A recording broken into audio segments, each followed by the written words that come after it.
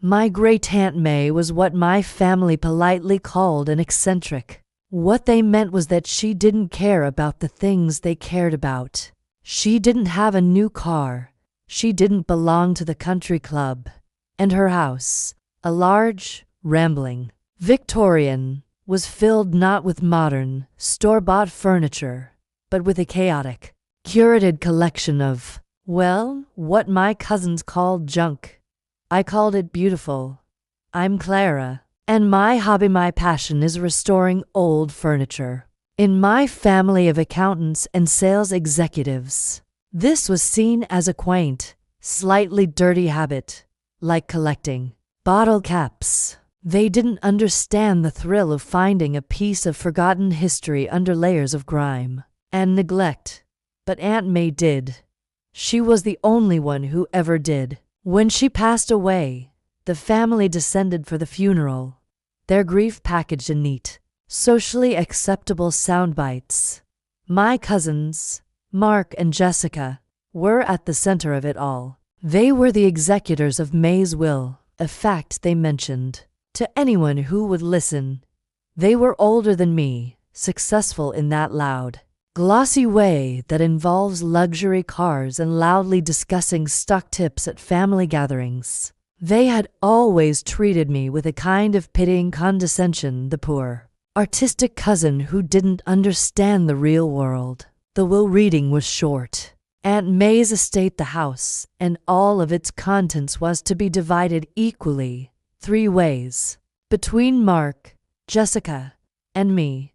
Mark and Jessica exchanged a triumphant look. The house itself, a prime piece of real estate, was worth a fortune. The contents, they had already decided, were worthless. Their plan was immediate and brutal. They called a family meeting with me the day after the funeral, in the dusty living room of the house that was now technically 1/3 mine. Clara, Mark began, in a tone one might use with a particularly slow child. Jessica and I have been discussing the best way to handle all of this. He waved a dismissive hand at the room, at the stacks of books, the oddly shaped chairs, the colorful, mismatched tables. Obviously, this is a hoarder's den. No one will buy the house in this state. The most cost-effective solution is to hire a clean-out crew to take everything to the landfill. We can have the whole place empty by Monday and on the market by Tuesday. I felt a cold knot of dread form in my stomach. The dump, I whispered. But some of these pieces are beautiful. They just need a little work. Jessica let out a short, sharp laugh. Clara, honey, no one wants this stuff. It's junk. It's not even good quality junk. It's just old. So, Mark continued, here's the deal. We're giving you the weekend. Go through the house and take anything you want. Any sentimental junk you feel you can't live without. But, he added, a cruel little smirk on his face, anything you take, we'll have to weigh, and we'll deduct the cost of its disposal from your final share of the house sale. It's only fair. You're saving us the trouble of having the crew haul it away. They were going to charge me to rescue my aunt's treasures. The sheer, breathtaking arrogance of it left me speechless. They saw me as a fool, a sentimental child playing with trash. And in that moment, I decided to give them the performance of a lifetime. I looked at them, my face a mask of quiet, heartbroken grief.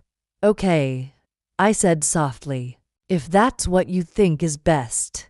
They exchanged another smug look. The little cousin wasn't going to cause any trouble. They had one. Or so they thought. You see, my Aunt May and I had a secret. A wonderful, beautiful secret. Our shared passion wasn't just for any old furniture. It was for the work of a specific, almost forgotten mid-century modern designer named Anders Holm. Holm was a Danish genius who had a brief, brilliant career in the 1950s before disappearing from public life. His early, experimental works were almost never marked to the untrained eye. His revolutionary use of molded plywood and unconventional shapes just looked old and weird. But to a small, devoted community of collectors, finding an unmarked early home was like finding the Holy Grail. And my Aunt May, with her brilliant eye and quiet patience, had spent 60 years amassing one of the largest private collections of his work in the world. She had bought them for pennies at flea markets and yard sales, from people who thought they were getting rid of their grandmother's ugly old chair. And I was the only person in the world she had ever told. We had spent countless happy afternoons together, paging through old design books, cross-referencing auction records, and lovingly cataloging every piece in this house. So when Saturday morning arrived, I came prepared. I pulled up in my old, beat-up pickup truck, and my cousins were already there, sipping lattes on the front porch, supervising. "Try not to take all day, Clara," Jessica said, not even looking up from her phone. I nodded and went inside, my heart pounding not with grief, but with the thrill of the heist. I had our secret, handwritten catalog memorized. I walked through the cluttered rooms, my eyes scanning past the obvious, showy pieces of Victorian furniture my cousins probably thought were valuable. I was a hunter, and I was looking for very specific prey. My first target was in the living room. It was a simple, low-slung armchair with strange, wing-like armrests and peeling, seafoam green upholstery. It was the chair my Uncle Richard always complained about, saying it was the ugliest, most uncomfortable thing he'd ever sat on. It was also an unmarked home Model 12, one of only 5 known to exist. "You're seriously taking that thing?" Mark asked with a laugh as I struggled to carry it out the front door. "It's hideous." It was her favorite, I lied, my face a mask of sentimental sadness. "It reminds me of her." Next, I went to the study. I ignored the large, mahogany desk and instead went for a strange, spidery-looking floor lamp with 3 adjustable arms. Its brass tarnished and dull. "What are you even going to do with that piece of junk?" Jessica sneered from the doorway. "I like it," I said simply. That piece of junk was a rare home prototype lighting fixture. In the dining room, I walked right past the large crystal chandelier and carefully wrapped a simple teak sideboard with a distinctive wave-like pattern carved into its doors. It was scratched and the finish was faded, but I knew what it was. An early, experimental piece, worth a fortune.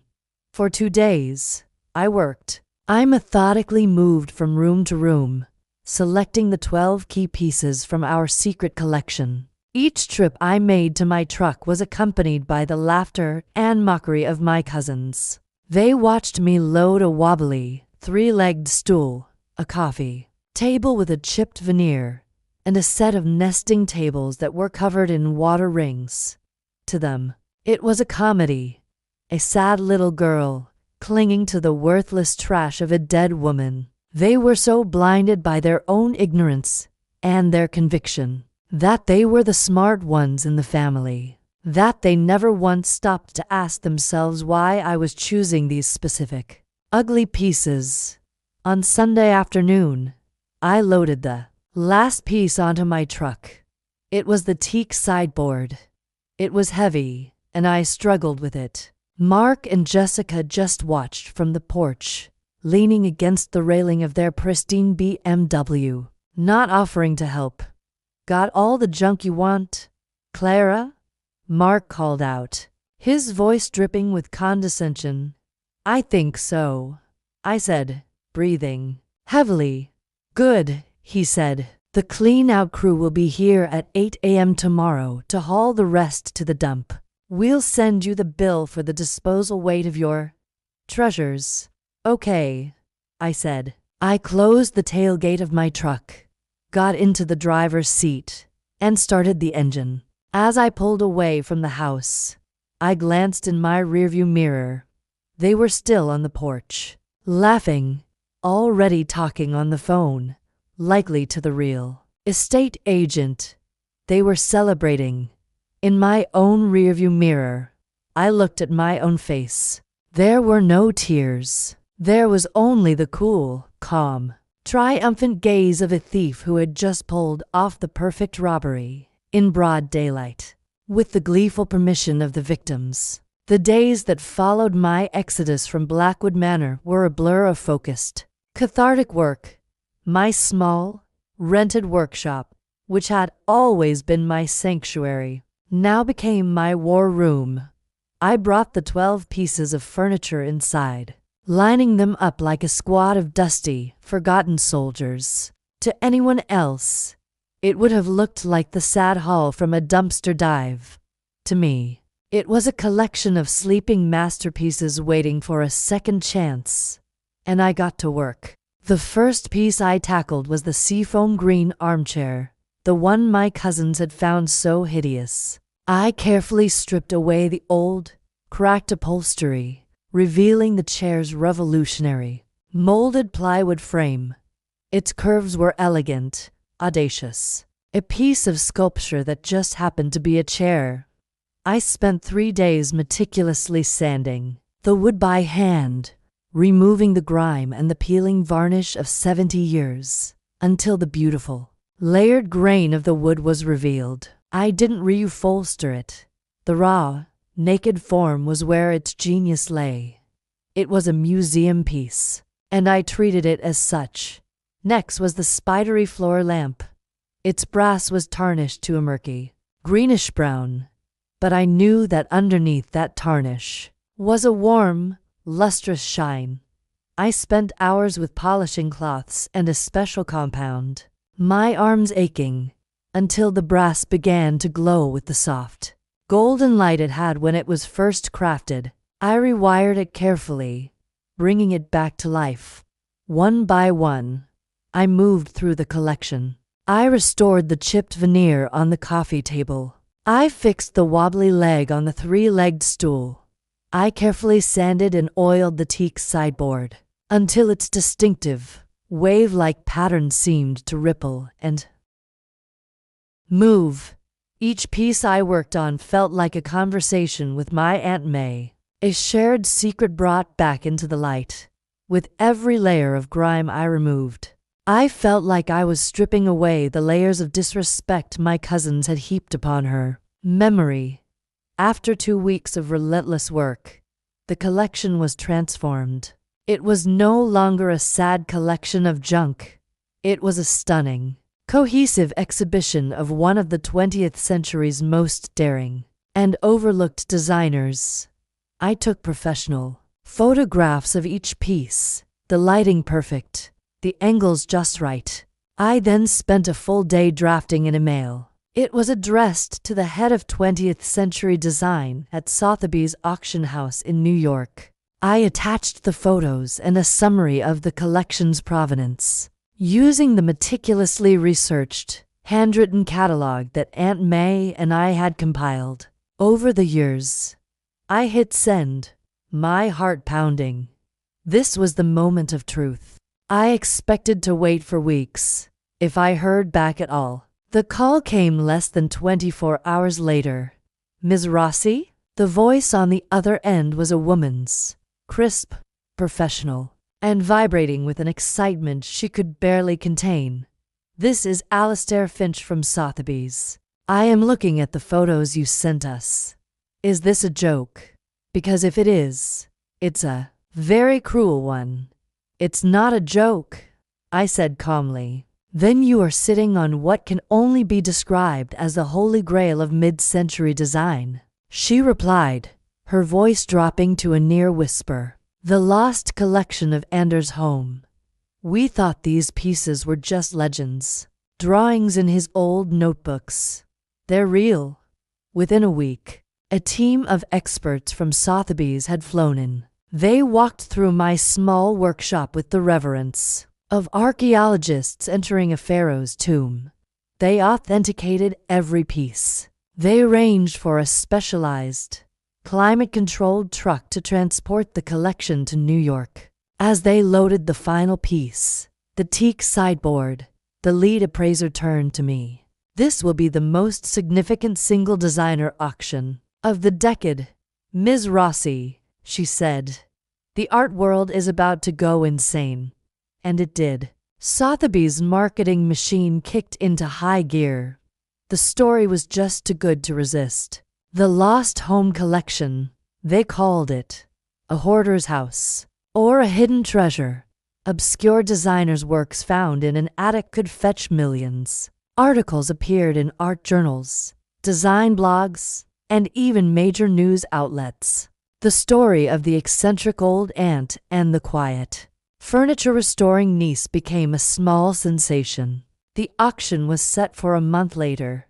On the day of the auction, I was in New York, a guest of honor in a private viewing room at Sotheby's.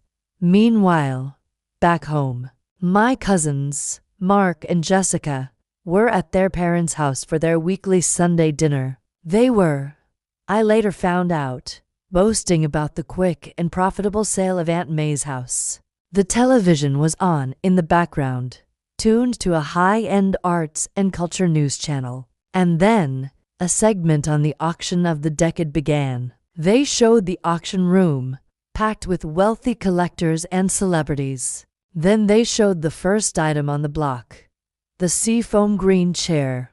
My cousin Jessica, I'm told, looked up from her wine glass. "That's a hideous chair," she remarked. "Looks just like that piece of junk Clara took from May's house." And then, the bidding began.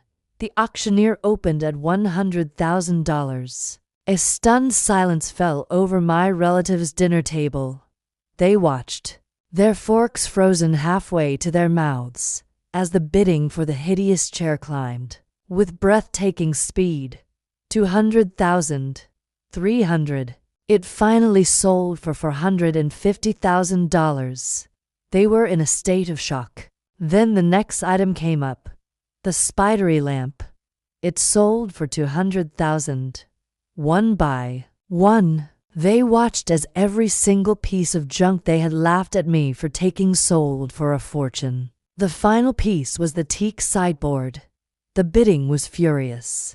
It sold for $850,000. The final tally for the auction was announced. Just over $3 million. In a blind panic, Mark and Jessica raced from the house and drove the 2 hours to the city, to the auction house. It was too late. The auction was over. The reporters had already descended. They found me in a private reception room, calmly giving an interview to a journalist from the New York Times. They burst in, their faces contorted with rage and disbelief. "You," Mark screamed, pointing a shaking finger at me. "You thief. You stole our inheritance. That money is ours." The room fell silent. I let him finish his tirade.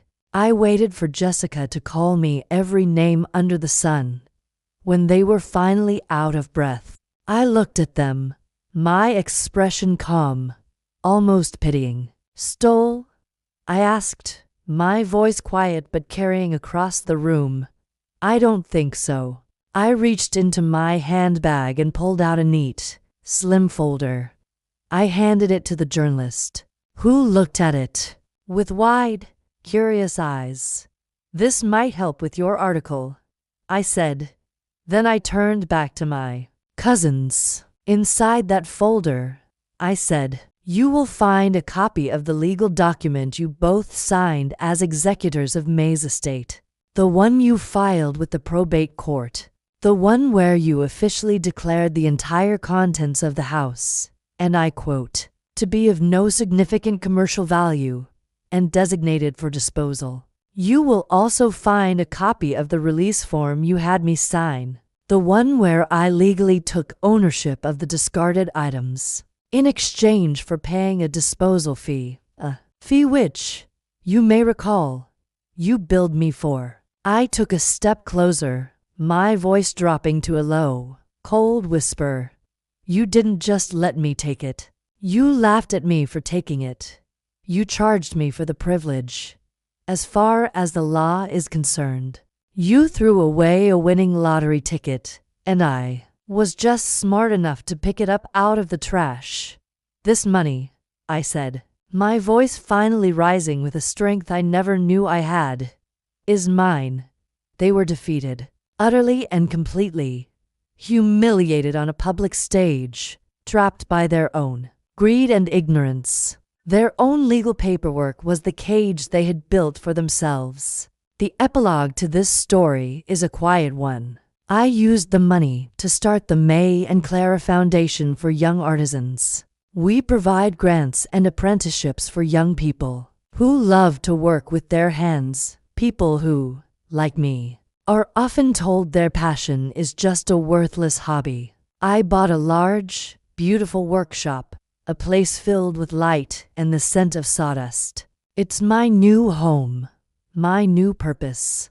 The revenge wasn't really about the money. It was about honoring the woman who taught me to see. My Aunt May taught me that the world is full of treasures hidden in plain sight, and that some people are so blinded by price tags that they can no longer see true value. And I will spend the rest of my life sharing Thaddelson.